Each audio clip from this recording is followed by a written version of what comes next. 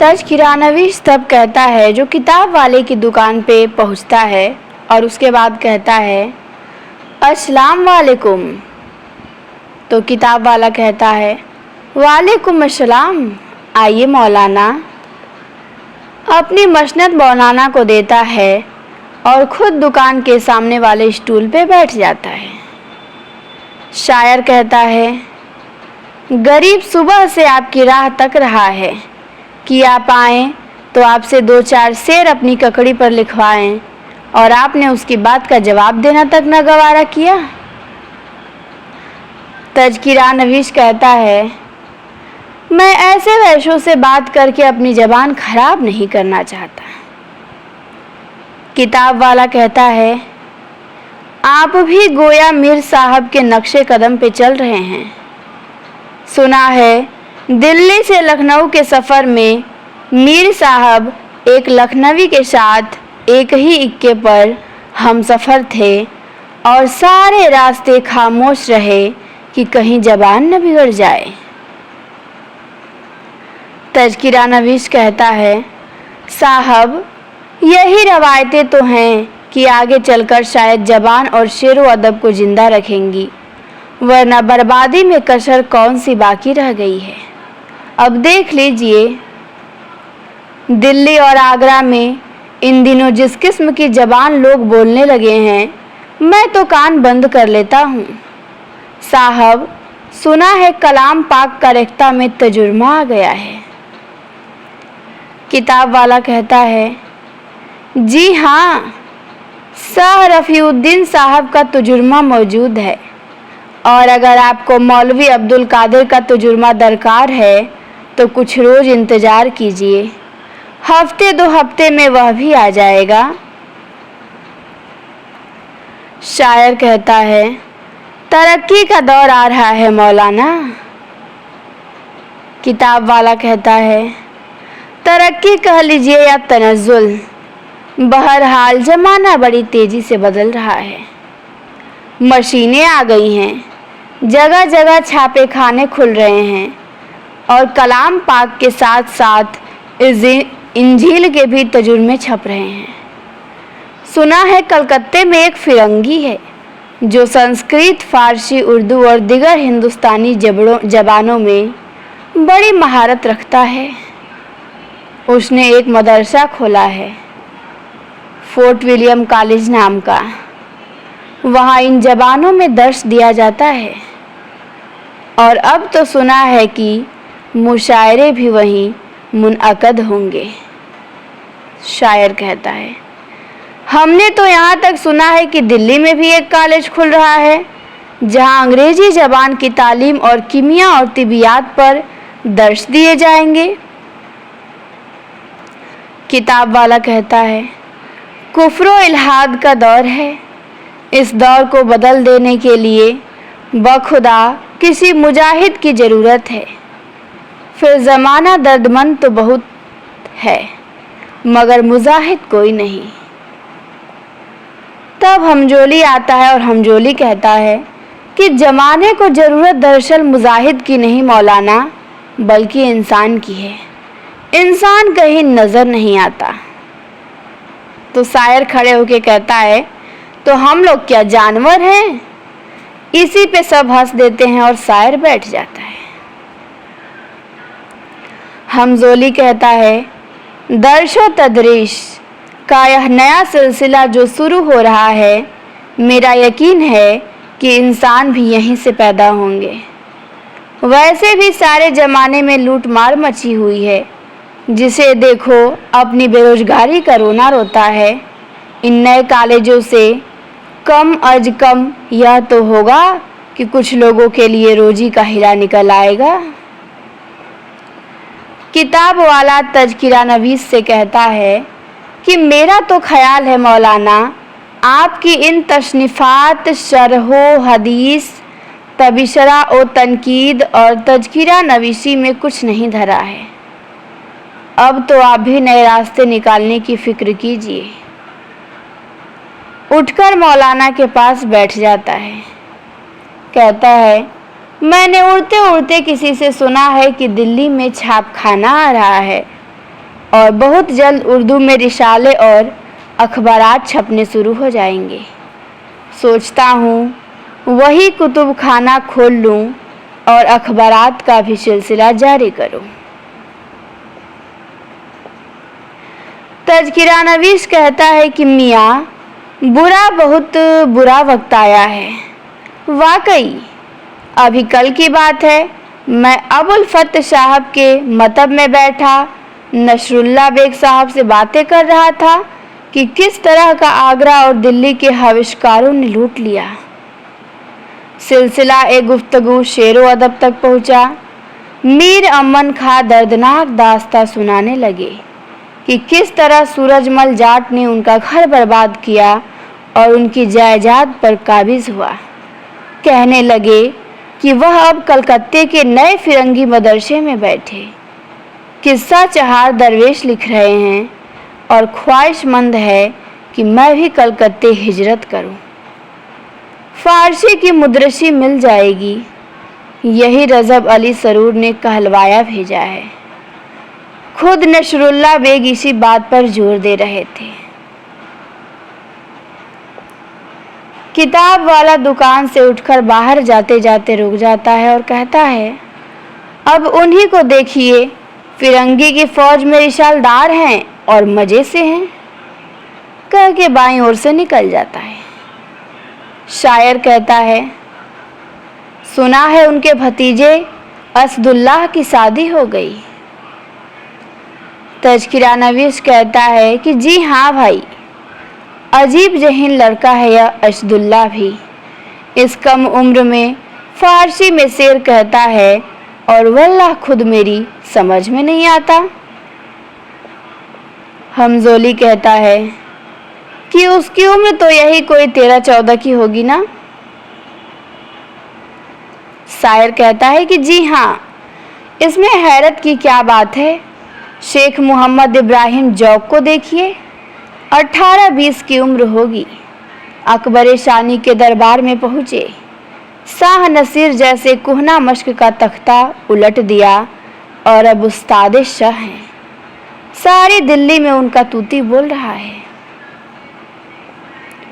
तज़किरा-नवीस कहता है कि मियाँ, अब कैसी दिल्ली, कहाँ का दरबार और कोने से अकबर शानी।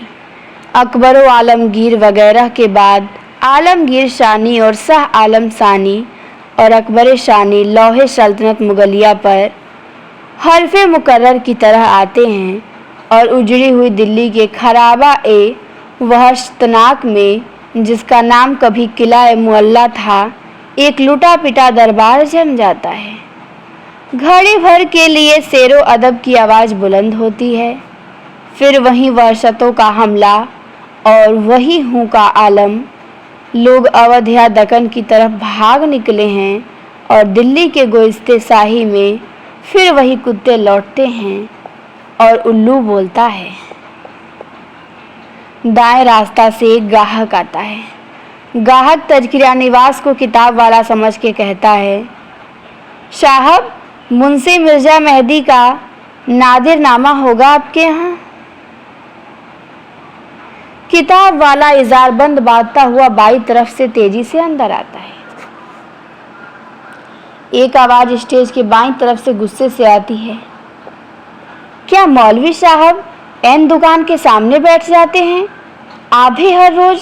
मारे बदबू के नाक में दम आ गया है।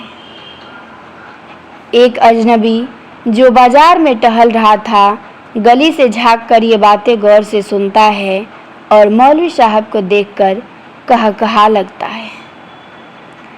किताब वाला कहता है, नादिरनामा तो है नहीं, अलबत्ता उसका तजुर्मा उर्दू में हुआ है। तारीख़ नादिरी वह मौजूद है। तो ग्राहक कहता है, अच्छा, और किस्सा लैला मजनू? तो किताब वाला कहता है कि किस्सा लैला मजनू भी अमीर खुसरो का ख़त्म हो गया, मगर हैदरी साहब का उर्दू का तजुर्मा अभी अभी आया है।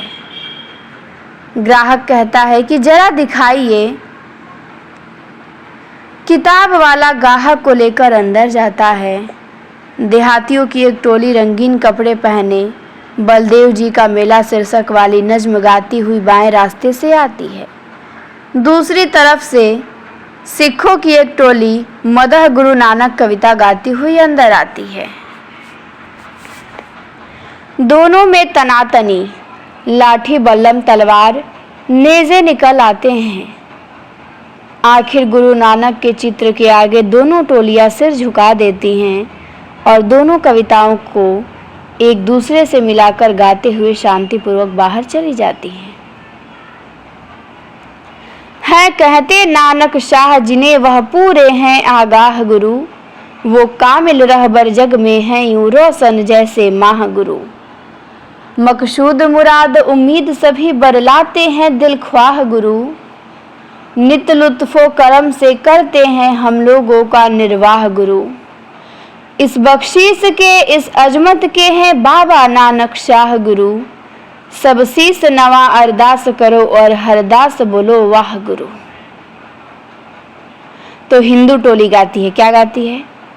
क्या वह दिलबर कोई नवेला है, नाथ है और कोई वह चेला है, मोतिया है चमेली बेला है, भीड़ अम्बो है अकेला है, शहरी कस्बाती और गंवेला है, जरा अशरफी है पैसा थैला है, एक क्या क्या वह खेल खेला है, भीड़ है खलकतों का रैला है, रंग है रूप है झमेला है, जोर बल देव जी का मेला है, हर तरफ गुलबदन रंगीले हैं, नुक पलक गुंच लब सजीले हैं, बात के तिरछे और कटीले हैं, दिल के लेने को सब हटीले हैं, खुश्क तर नर्म सुख गीले हैं, टेढ़े बलदार और नुकीले हैं, जोड़े भी सुर्ख सब्ज पीले हैं, प्यार उल्फत बहाने हीले हैं, रंग है रूप है झमेले हैं,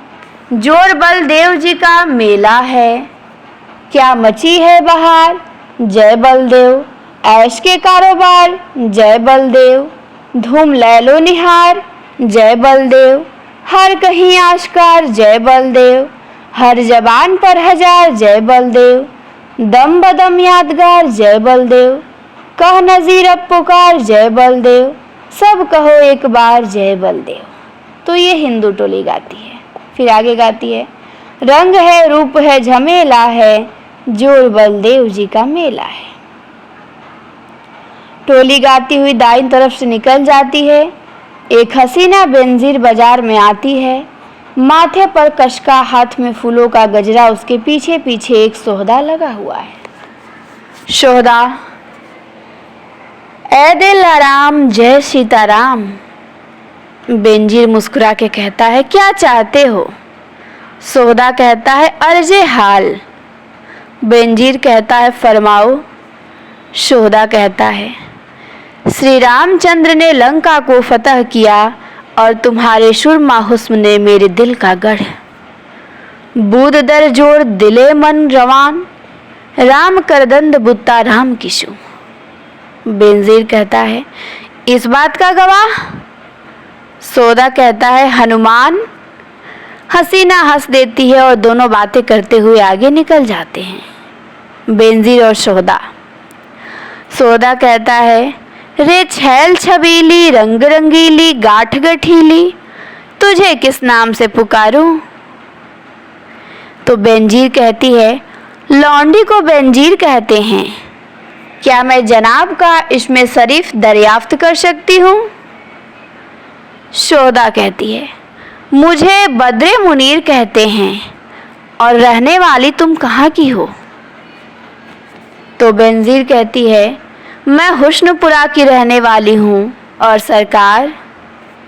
सोहदा कहता है, यह नाचीज इश्क नगर में रहता है, और दोनों चले जाते हैं।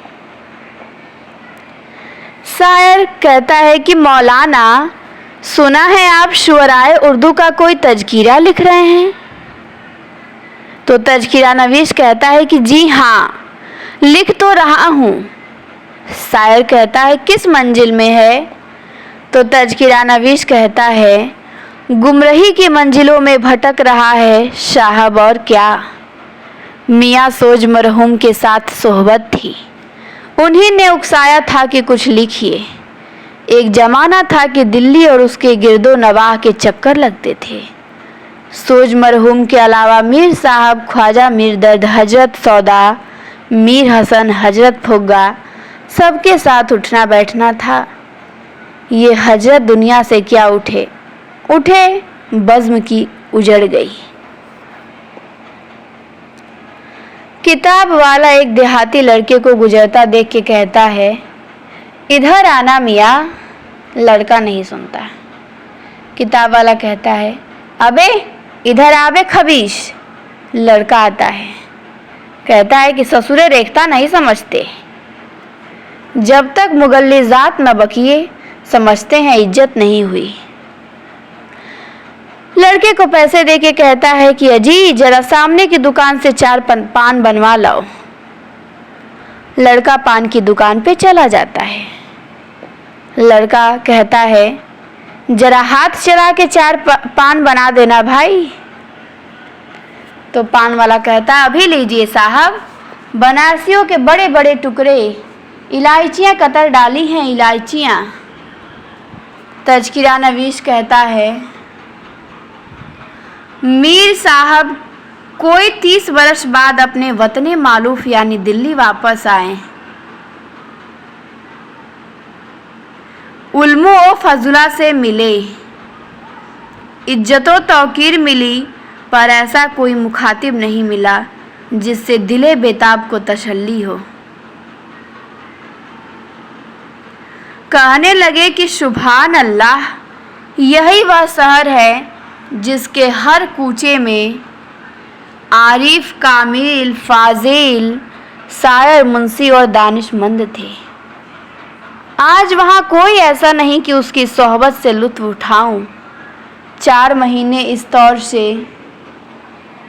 वतने अजीज़ में गुजारे, बहुत रंज हुआ और वापस चले गए।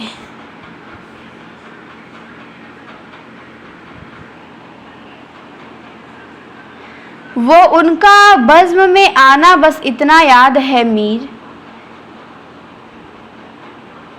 कि कह रहे हैं कि वो उनका बज़्म में आना इतना याद है मीर कि उसके बाद चिरागों में रोशनी न रही। ये जब लड़का पान लेके आता है और बहुत रंज हुआ फिर वापस चला जाता है।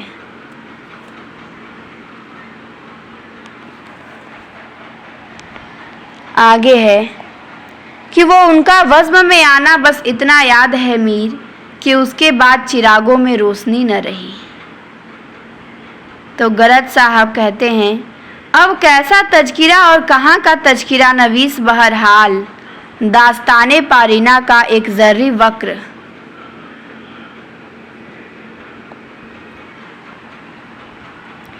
अब तक जेहन के किसी गोसे में जगमगाता रहता है।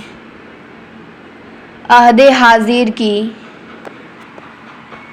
जुल्मतों ने अगर उस सम को बुझा न दिया तो मुमकिन है आने वाली नस्लों के लिए कुछ छोड़ जाऊं, वरना तो हमारा दम भी गनीमत समझो। पीछे के दरवाजे से एक आदमी तेजी से अंदर आता है और दाएं तरफ से निकल जाता है। ककड़ी वाले उसके पीछे आवाज़ लगाता हुआ दौड़ता है और उसके साथ बाहर निकल जाता है। शायर कहता है, मौलवी साहब मेरा दीवान छापने पर मुसीर है। सोच रहा था कि अगर आप उसे एक नज़र देख लेते तो मेरी इस्लाह भी हो जाती और बहुत मुमकिन है कि आपको शोरा का तज़किरा लिखने के सिलसिले में एक नई तहरीक भी होती। तो तज़किरा नवीश कहता है कि नई तहरीक तो खैर अब क्या होगी, बहरहाल खिदमत के लिए हर वक्त हाजिर हूँ। वही आदमी दाएं तरफ से अंदर आता है और बाएं तरफ से निकल जाता है। ककड़ी वाला अब तक उसके पीछे लगा हुआ है, मगर वह बीच स्टेज पे पहुँच के रुक जाता है। आवाज़ धीमी हो जाती है। पान वाले की बेंच की तरफ धीरे धीरे वापस जाता है और बैठ जाता है। किताब वाला ग्राहक से कहता है, नहीं साहब, फारसी का लैला मजनू खत्म हो गया, मैंने आपसे पहले ही अर्ज कर दिया था। तज़किरा नवीस कहता है कि अब यह ज़माना देखिए कि कुतुब खानों में फ़ारसी की किताबें अनका हो रही हैं, नस्ल भी उर्दू में ही लिखी जाती है, फिर कोई क्या तज़किरा लिखे और किस लिए। किताब वाला कहता है कि खूब याद आया मियाँ, नज़ीर के एक शागिर्द हाल ही में मेरे पास आए, उनकी एक नज़्म लेकर कि क्या मैं उसे अपने रसूख से साया करवा सकता हूँ। अब भला बताइए कौन पढ़ेगा मियाँ नज़ीर का कलाम। तभी 3-4 आदमी स्टेज पे कहा लगाते हुए गुजर जाते हैं। ककड़ी वाला उनके पीछे दौड़ता है, लोग निकल जाते हैं। ककड़ी वाला निराश हो जाता है। शायर कहता है, साहब एक ज़माना आने वाला है, यही बाजारी चीज़ें चलेंगी। होली या दिवाली पर कुछ तुकबंदी कर लीजिए, इल्मो फजल की मेराज पर पहुंच जाइएगा, यही तो जौक का आलम है आजकल। अभी अभी यह ककड़ी वाला मेरे पास दौड़ा हुआ आया और कहने लगा, साहब मेरी ककड़ी पे नज़्म लिख दीजिए, अब भला बताइए।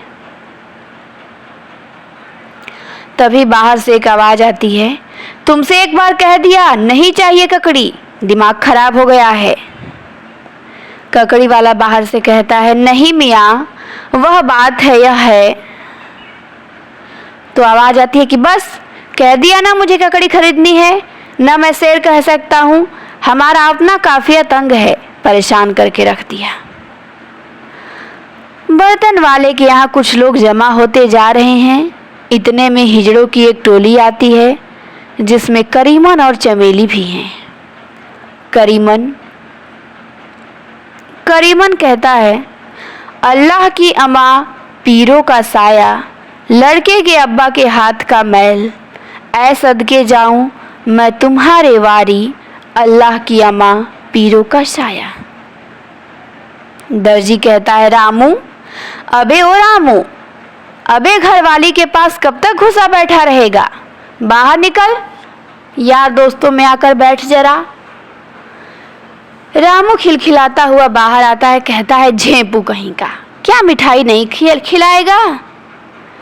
तो करीमन कहता है, अल्लाह की अमा पीरों का साया, आज के दिन नया जोड़ा लूंगी, अल्लाह सारी उम्र पहनना ओढ़ना नसीब करे, एक यह 70 और। तो रामू कहता है, अरे तुम लोग कहाँ डटे जा रहे हो, हटो रास्ते से। करीमन कहता है, ऐ सदके जाऊं मैं तुम्हारे वारी, अल्लाह तुम्हारी सलामतिया रखे। अरे ओ चमेली, अरे क्या चबूतरा खानम बनी बैठी है, अरे इधर आ, खेला खपतन कहीं की। रामू कहता है, अरे तुम लोग जाओ, हटो यहाँ से, अरे हटाओ रे इन साले हिजड़ों को। चमेली कहती है, ए है, आज के दिन ये डांट टपट कैसी, एक एक ऐसी मोटी सुनाऊंगी जो ना रखी जाएगी ना उठाई जाएगी।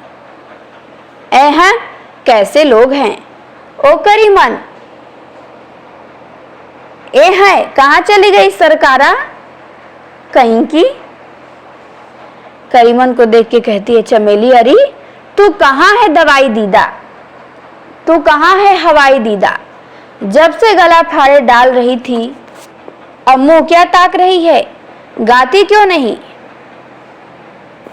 करीमन गाती है, उसका नाम ही है करीमन, तो गाती है, ऐ अल्लाह लड़की को सलामत रखे, दूधो नहाए पूतो फले, अल्लाह की अमा पीरों का साया, आज नहीं गाऊंगी तो कब गाऊंगी, चल तू सीटियां शुरू कर।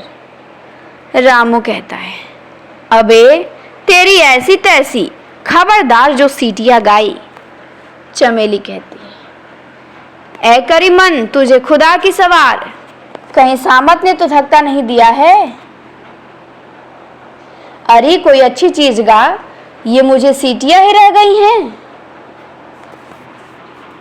पंसारी कहता है, रामू पहले तू गा। सब कहते हैं कि हाँ हाँ रामू शुरू कर। तो बर्तन वाला कहता है, कोरे बर्तन है क्यारी गुलशन की। बर्तन वाला मटका बजा के गाता है, कोरे बर्तन है क्यारी गुलशन की, जिससे खिलती है हर कली बन की। बूंद पानी की जब इनसे खन की, क्या ही प्यारी सदा है सनसन की। ताजगी जी की और तरी तन की, वाह क्या बात कोरे बर्तन की। दर्जी कहता है, हाँ तो अब कोई धार्मिक चीज हो तो सुनाओ। तो करीमन कहती है कि जो हुक्म सरकार। चमेली ले संभाल ढोलक। हिजड़े गाते हैं। हिजड़े कहते हैं, थे घर जो ग्वालिनों के लगे घर से जा बजा। जिस घर की खाली देखा उसी घर में जा फिरा। माखन मलाई दूध जो पाया सो खा लिया। कुछ खाया कुछ खराब किया कुछ गिरा दिया। ऐसा था बांसुरी के बजैया का बालपन, क्या क्या कहूँ मैं किशन कन्हैया का बालपन। माता जशोदा उनकी बहुत करती मिनतियाँ, और कान्हा को डराती उठा बन की संटिया। जब कान्हा जी जसोदा से करते यही बयां, तुम सच ना जानो माता ये सारी हैं झूठियाँ। ऐसा था बांसुरी के बजैया का बालपन, क्या क्या कहूँ मैं किशन कन्हैया का बालपन। एक रोज मुंह में कान्हा ने माखन झुका दिया, पूछा जसोदा ने तो वही मुन बना दिया। मुंह खोल तीन लोक का आलम दिखा दिया, एक आन में दिखा दिया और फिर भुला दिया। ऐसा था बांसुरी के बजैया का बालपन, क्या क्या कहूँ मैं किशन कन्हैया का बालपन। दरोगा आता है, उसे देखकर सभी इधर उधर बिखर जाते हैं और दुकानदार अपनी अपनी दुकानों में संभल जाते हैं। दरोगा किताब वाले की दुकान पे आके कहता है, मौलाना किनारी बाजार में यह दंगा फसाद किस बात पे हुआ था। किताब वाला खड़े होके कहता है, तस्लीमात अर्ज करता हूँ अजी दरोगा साहब, यह तो आए दिन की बात है, कोई न कोई हंगामा शहर में होता ही रहता है। कुंजड़े में लड़ाई हो गई साहब, और क्या। दरोगा कहता है, अभी अभी मुझे रपट मिली है कि दुकानदारों ने आपस में बहुत झगड़ा हुआ इसी चौराहे पर। किताब वाला कहता है कि अजी वह एक ककड़ी बेचने वाले की सब शरारत थी, दुकानदार बेचारे मुफ्त में पीसे। तो दरोगा कहता है कि बहरहाल फैसला यह हुआ है कि एक एक रुपया हर दुकानदार से जुर्माना वसूल किया जाएगा। किताब वाला कहता है पान वाले से, आप तशरीफ रखिए। अरे मियाँ मुन्ने खां, जरा उम्दा से पान लगा देना दरोगा साहब के लिए। साहब मुझे झगड़े फसाद से क्या लेना देना, मैंने आपसे अर्ज किया ना, यह फेरी लगाने वाले रजीलों का सारा झगड़ा था। तो दरोगा कहता है कि जी हाँ, जुर्माना उनसे भी वसूल किया जाएगा। किताब वाला कहता है, आप पान तो नोश फरमाइए। दरोगा कहता है कि फिर कभी हाजिर होऊंगा और आगे बढ़ता है। तज़किरा नवीस कहता है कि आखिर हुआ क्या था। दरोगा कहता है तरबूजे वाले से, यह ककड़ी वाला कौन था और इस वक्त कहाँ है। तरबूजा वाला कहता है कि यही होगा हुजूर, आता ही होगा, उसी बदमाश ने बलवा कराया था। दरोगा कहता है, हाँ हाँ वह मुझे मालूम है सब कुछ, शरारत तुम सबकी है, जुर्माना तुम सबको देना होगा, थाने आकर रुपया दाखिल कर दो। तो लड्डू वाला कहता है, सरकार एक आदमी के पीछे हम सब गरीब क्यों मुफ्त में मारे जाएं, उसी ने हम सबकी टांग ली थी, बात बात में झगड़ा खड़ा कर दिया। दरोगा कहता है, खैर वह भी मालूम हुआ जाता है कि फसाद की जड़ कौन था, तफ्तीश जारी है। एक तरबूज उठाकर उछालता है और उसे हाथ में लिए बाहर चला जाता है। लड्डू वाला कहता है, लो यह मखरेज देखो, जरा सोफता हुआ तो यह आन टपके, गेहूं के साथ घुन भी पिसा। तरबूजा वाला कहता है, कर्मों का फल है भैया, जिंदगी है तो भुगतना होगा। नज़ीर की निवासी एक 9-10 बरस की लड़की गाती हुई आती है। नवासी क्या गाती है? नवासी एक लड़की है 9-10 बरस की, गाती है, ऐसा था बांसुरी बजैया का बालपन, क्या क्या कहूँ मैं किशन कन्हैया का बालपन।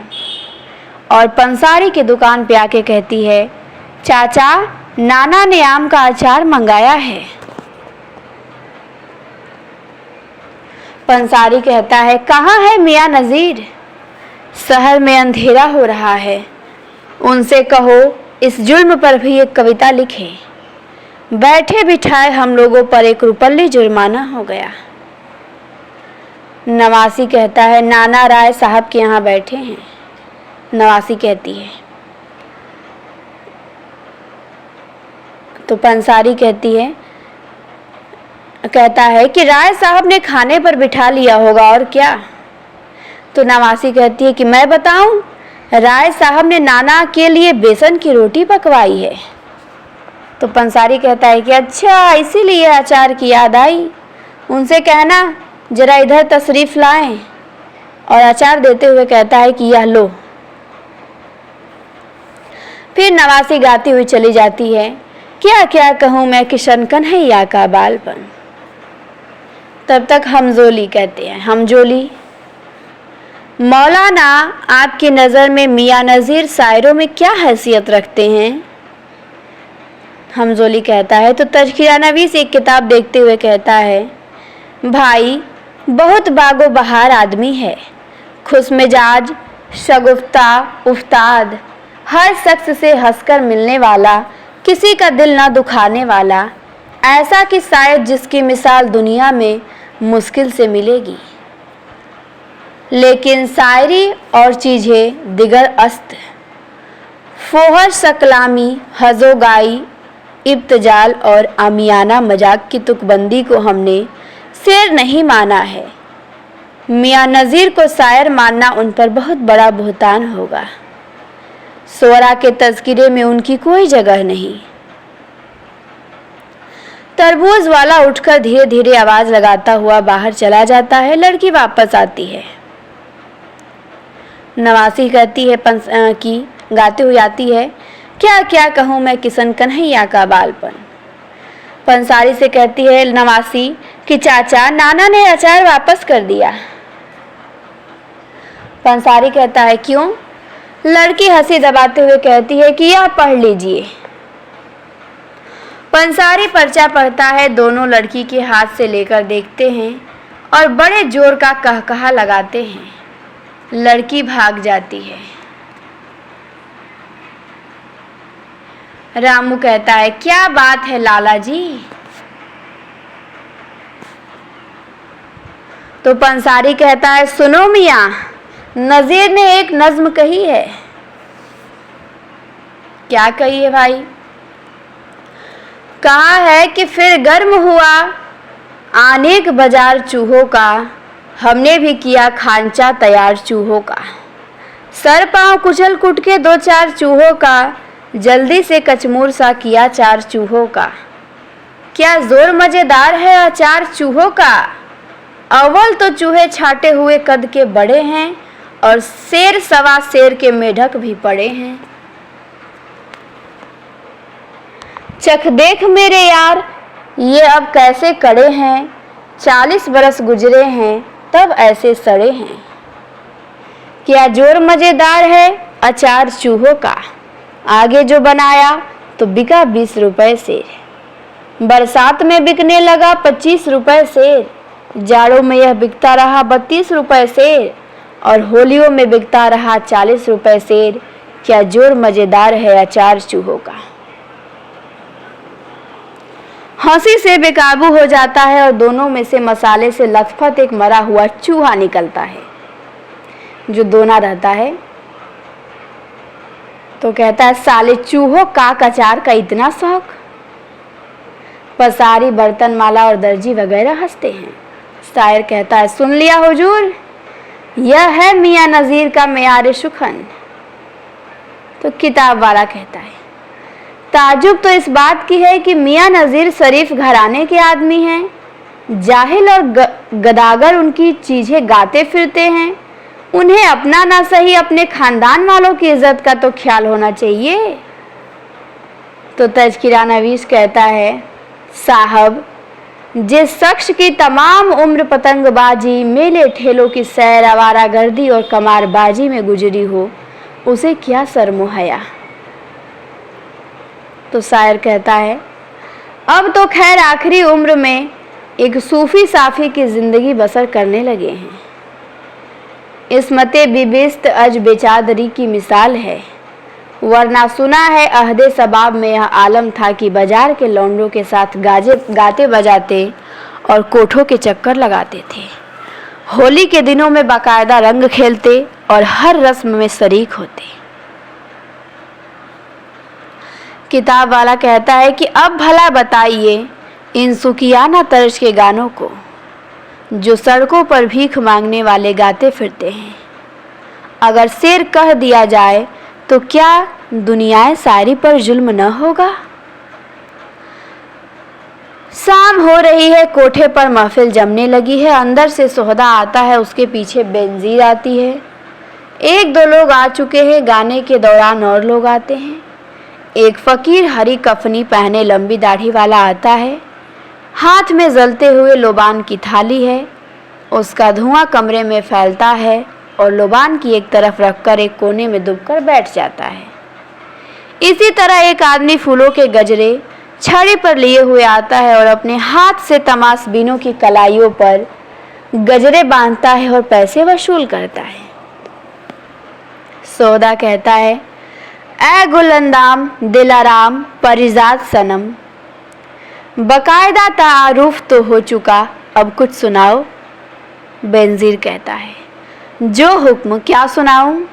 सौदा कहता है ऐसी परी छम सीत मन कम देखी होगी, सूरत की बेनजीर हो, आवाज़ की भी बेनजीर होगी। कुछ भी सुनाओ, कुछ फड़कती हुई आप बीती सुनाओ तो कैसी रहे। तमाशबीन आते हुए कहता है कि आदाब बजा लाता हूँ। तो बेनजीर कहता है की हाल है। तो तमाशबीन कहता है कि कल नजीर उसने यह पूछा, बजबाने पंजाब यह विचमैंडी ऐ की हाल तुषा दिल दे मियाँ। जोड़ हाथ हमने कहा हाल असारे दिलदा, तुसी सब जानती हो जी, असी की अरज करा। तो बेनजीर हंसते हुए कहता है कि अच्छा तो मियाँ नज़ीर की एक चीज़ सुनाइए, मेरी आप बीती समझ कर ही सुनिएगा, और यह कुछ गलत भी नहीं है। खुरेंज करिश्मा नाज सितम गमजों की झुकावट वैसी हैं, मिजगा की सिना नजरों की यानी अबरों की खिंचावट वैसी है। अयार नजर मक्कार अदा तेवरी की चढ़ावट वैसी है। कत्ताल निगाह और दुष्ट गजब आँखों की लगावट वैसी है। पलकों की झपक पुतली की फिरत सुरमे की घुलावट वैसी है। बेदर्द सितमगर बेपरवाह बेकल चंचल चटकीली सी, दिल सख्त कयामत पत्थर सा और बातें नरम रसीली सी। डारों की बान रंगीली सी, काजल की यान कटीली सी, वो आंखें मस्त नसीली सी, कुछ काली सी कुछ पीली सी। चितवन की दगा नजरों की कपट, सीनों की लड़ावट वैसी है, जो ऐसा हुस्न का दरिया हो किस तौर नहरों में बहिए। गर मेहर मोहब्बत हो बेहतर और जोर जफा हो तो सही, दिल लौट गया है गश खाकर बस और तो आगे क्या कहिए। मिल जाए नजीर ऐसी जो परी छाती से लिपट कर सोए रहिए, बोसों की चिपट बगलों की लिपट सीनों की मिलावट वैसी है। गाने के दौरान दरोगा भी आता है। बेनजीर इशारे से सलाम करती है और दरोगा कहता है जीते रहो, और फिर बैठ जाता है। शोधा कहता है, वाह वाह, कैसी अच्छी आप बीती सुनाई है। यह मियाँ नज़ीर भी अजब करिश्मों के आदमी हैं। क्या आपके यहाँ उनका आना जाना है? तो बेनज़ीर कहता है कि जी हाँ, लेकिन इधर एक मुद्दत से तशरीफ़ नहीं लाए। क्या आपकी उनसे मुलाकात है? शोधा कहता है, नहीं साहब, पर उनकी यह चीज़ सुनकर मुलाकात की ख्वाहिश पैदा होती है। खैर, इस वक्त तो आपकी मुलाकात के आगे सारी दुनिया हमारे सामने हेच है। लोग इशारा पाके उठ रहे हैं। दरोगा बेनज़ीर को एक तरफ बुलाता है। दरोगा कहता है, जरा एक बात सुनो, क्या अंदर जाने की इजाज़त नहीं? तो बेनज़ीर कहता है कि सराखों पर, लेकिन इस वक्त मेरी तबीयत नासाज है। दरोगा कहता है, दर्रे सर हो तो हम सर दबा दें, दर्रे दिल हो तो उसका इलाज कर दें, दर्द कहीं और हो तो वहाँ मरहम रख दें। बेनज़ीर कहती है कि कल तशरीफ़ लाइएगा ज़रूर। दरोगा कहता है कि मैं तो अभी चाहूँगा। बेनज़ीर कहती है, आए, ऐसी क्या ज़बरदस्ती है दरोगा साहब, इस वक्त इसका मौका नहीं, फिर कभी तशरीफ़ लाइएगा।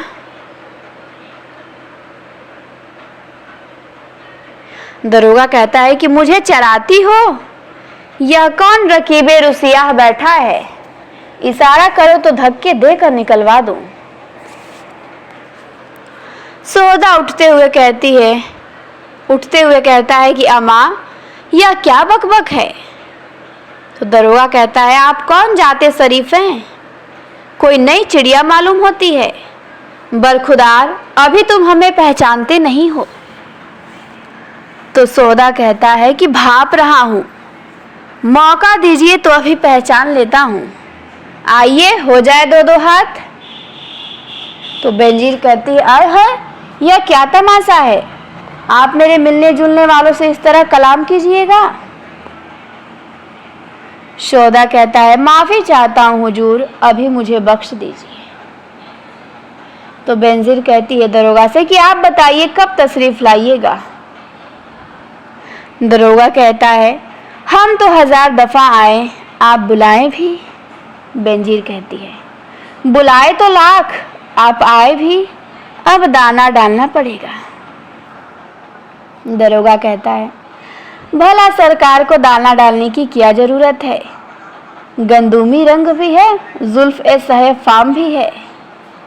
बेनज़ीर कहती है, हुजूर गर्दान मालूम होते हैं। शोधा कहता है, अच्छा खुदा हाफिज। दरोगा कहता है, अजी, यहाँ गर्दान को कौन गर्दाने हैं, इस कूचे में तो परकेंच रखे जाते हैं, खुदा हाफिज। बेनज़ीर कहती है, आदाब, और दरोगा नीचे उतर जाता है। शोधा अंदर मुड़ते हुए कहता है, अजब चोंच है। तो बेनज़ीर कहती है कि जानते नहीं, शहर का दरोगा है, आप भी कमाल करते हैं। शोधा कहता है, दरोगा है तो क्या मुझे घोल के पी जाएगा? बेनज़ीर कहती है, अच्छा बस अब आइए। दोनों अंदर चले जाते हैं। दरोगा कहता है कि बाजार में ककड़ी वालों के पास आके कहता है कि इतनी देर कहाँ रहा तू? तो ककड़ी वाला कहता है कि फेरी पर था हुजूर। दरोगा कहता है, तुम लोग सौदेपन पे उतर आए हो? ककड़ी वाला कहता है, सरकार मेरा कोई कसूर नहीं, वह लड्डू वाला मुझे मारने के लिए खड़ा हो गया था। दरोगा कहता है, मेरे आदमी तहकीक कर रहे हैं कि झगड़े की बुनियाद कौन आदमी था, तुम जुर्माना थाने में दे आओ। ककड़ी वाला कहता है, दरोगा जी, सवेरियों से कुछ नहीं बेचा है, सोने से पहले आदाम 2 छदाम की ककड़ी बिक गई तो रोजी नहीं तो रोजा। और दरोगा चला जाता है। तब अब शायर आते हैं, किताब वाला। तो शायर कहता है, साहब पहले इशाअत में कितनी कापियाँ छापी जाएं? किताब वाला कहता है कि यही कोई 500 और क्या। शायर कहता है, मौलाना किताब की इशाअत के सिलसिले में मेरे कुछ जाती मराहिल हैं। वराहे करम अगर मुझे 5-1 रुपए पेशगी इनायत हो जाते तो बड़ी बेफिक्री हो जाती। किताब वाला कहता है, अरे साहब क्या आपको मालूम नहीं, अब तो मुसन्निफ अपनी लागत पर किताब छपवाता है। मैं खुद अपनी नई किताबें करीमा, माँ मुकीमा और आमदनामा वगैरह लिए बैठा हूँ, छापने की तौफीक नहीं। आप ऐसा क्यों नहीं करते? चौधरी गंगा प्रसाद से आपकी मुलाकात भी है और वह आपके मददाह भी हैं, उनके साझे से किताब छपवाने का इंतजाम कर लीजिए। तो शायर कहता है, आप ही क्यों नहीं करते? आप खुद उनसे बात करें, वह मुझे भी जानते हैं और आपके कहने से इनकार भी नहीं करेंगे, और अगर इनकार किया तो बात छिपी रहेगी। उनसे जो रकम आपको मिल जाए उनमें से 5 रुपए मुझे दे दीजिए। किताब वाला कहता है, कबाहत यह है कि एक आध बार मैंने उनसे सरमाया तलब किया था और वह बात टाले गए थे। आप पहली बार मांगेंगे, आपकी बात वह कभी रद्द ना करेंगे। इसीलिए मैं कह रहा हूँ, आप जिक्र छेड़कर तो देखिए। सबसे अच्छा तो यह हो कि अगर यह तैयार हो जाते हैं और रुपया आपके हाथ में आता है तो उसमें से थोड़ी सी रकम मेरे हिस्से की आप मुझे मरहमत फरमाएं, ताकि मैं साथ साथ अपनी किताब भी छपवाने की फिक्र करूं। मेरी किताब पर ज़्यादा नहीं, यही कोई 10-12 रुपए की लागत आएगी। शायर कहता है, बेहतर। तब तक फकीर गाना गाते हुए आता है। फकीर कहता है, पैसे ही का अमीर के दिल में ख्याल है, पैसे ही का फकीर भी करता सवाल है। पैसा ही फौज, पैसा ही जाहो जलाल है, पैसे ही का तमाम यह रंगो जमाल है। पैसा ही रंग रूप है, पैसा ही माल है, पैसा न हो तो आदमी चरखे की माल है। पैसे का ढेर होने से सब सेठ साठ है, पैसे के जोर शोर हैं, पैसे के ठाठ हैं। पैसे के कोठे कोठियाँ 6-7-8 हैं, पैसा ना हो तो पैसे के फिर 60-60 हैं। पैसा ही रंग रूप है, पैसा ही माल है, पैसा ना हो तो आदमी चरखे की माल है। तेगो सपर उठाते हैं पैसे की चाट पर, तीरों से ना लगाते हैं पैसे की चाट पर। मैदान में जख्म खाते हैं पैसे की चाट पर, यहाँ तक कि सर कटाते हैं पैसे की चाट पे। पैसा ही रंग रूप है, पैसा ही माल है, पैसा ना हो तो आदमी चरखे की माल है। दुनिया में दीनदार कहाना भी नाम है, पैसा जहाँ के बीच वह कायम मुकाम है। पैसा ही जिस्मो जान है, पैसा ही काम है, पैसा ही का नजीर यह आदम गुलाम है। पैसा ही रंग रूप है, पैसा ही माल है, पैसा ना हो तो आदमी चरखे की माल है। फकीर बाहर चले जाते हैं और ककड़ी वाला इस नज्म के दौरान अंदर आता है और पीछे खड़े होकर बहुत गौर से नज्म सुनाता है।